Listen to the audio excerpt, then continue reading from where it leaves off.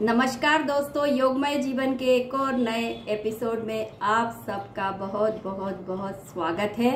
आज 25 मई है और आज से भीषण गर्मी के 9 दिन, जिनको कि 9 तपा या रोहिणी कहते हैं, शुरू होने जा रहे हैं।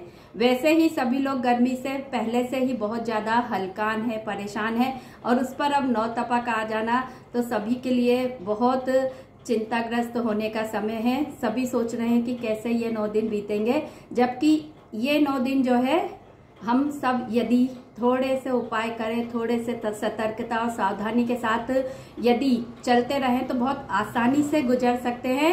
और आप सभी जानते हैं कि इस 9 तपे का जो है आध्यात्मिक रूप से, वैज्ञानिक रूप से और ज्योतिषीय रूप से देखें तो हर तरफ से बहुत ज्यादा ही इसका इम्पोर्टेंस है। ज्योतिषीय दृष्टिकोण से यदि हम देखें तो जिनकी कुंडली में भी सूर्य कमजोर होता है, क्षीण होता है, यदि वे जो है इन 9 दिन में सूर्य की उपासना करें तो उनका सूर्य जो है मजबूत हो जाता है।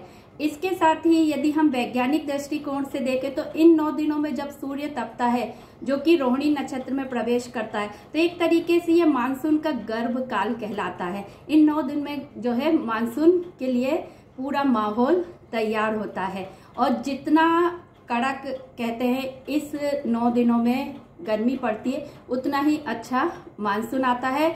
और इसके साथ ही ये 9 दिन जब भीषण गर्मी पड़ती है तो जितने भी बीमारियों के संक्रामक रोगाणु, विषाणु, जीवाणु होते वे सब समाप्त हो जाते हैं। तो इस तरीके से ये महामारी जो आने वाली होती है उसके लिए बहुत अच्छा रहता है कि हर तरीके के संक्रमण को ये जो है खत्म कर देता है। और यदि हम धार्मिक दृष्टिकोण से देखें तो सूर्य तो साक्षात जागृत देवता है। हमारे धर्म में उनको हमेशा ही पूजा जाता है। सुबह उठ के सभी लोग सूर्य की आराधना करते हैं, पूजा करते हैं।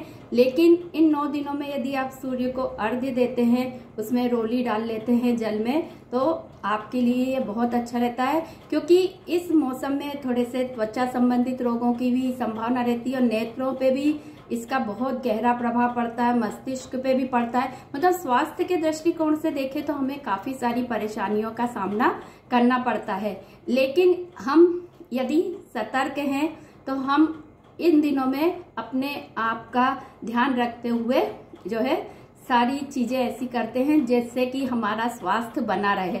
तो जैसे कि हम पिछले एपिसोड में भी बताया था कि इन दिनों में अपना खान पान बहुत सादा रखें, बहुत तेल युक्त, मसाले युक्त और बहुत तला भुना जो है भोजन ना करें, बल्कि हल्का फुल्का खिचड़ी या दलिया या सत्तू इस तरीके का भोजन ले। और जो है लिक्विड जितना अधिक ले सकते हैं उतना अधिक लेने का प्रयास करें। बेल का शरबत ले, शिकंजी डेली लें, लस्सी वगैरह, दही, छाछ, ये तो आप कोशिश करें ले।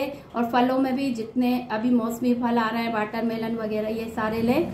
और यदि हम देखें तो इस 9 तपा में दान का बहुत बड़ा महत्व हमारे धार्मिक ग्रंथों में बताया गया है कि इन दिनों में जो है मटका, जूते, चप्पल, मतलब जिनके पास नहीं है, जरूरतमंद जो है उनको दिया जा सकता है, छाता वगैरह। इसके अलावा मौसमी फल जो बताया, तरबूजा है, खरबूजा है, आम है, अंगूर है, ये सब भी दिए जा सकते हैं। जो भी जहाँ पर भी यदि आप दान देना चाहते हैं तो ये सारे काम इस दिनों में आप कर सकते हैं। तो हर तरीके से हम देखते हैं कि 9 तपा को जो हम थोड़ा सा भयभीत हो जाते हैं, तब भयभीत होने की आवश्यकता नहीं है, केवल थोड़ा सा अलर्ट होने की आवश्यकता। जैसे कि सरकार ने रेड अलर्ट जारी करती है, उसी तरीके से इन दिनों में भी एक हमें थोड़ा सा अलर्टनेस के साथ अपने आप को रखना होता है और बड़ी आसानी से ये 9 दिन निकल जाते हैं।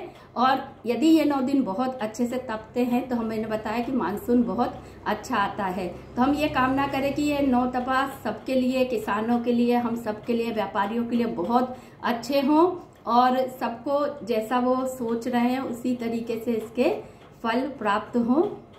सबको 9 तपा और रोहिणी नक्षत्र में सावधान रहने की सलाह देते हुए अब यहीं पर अपनी वाणी को विराम देते। सभी स्वस्थ रहे, मस्त रहे। धन्यवाद।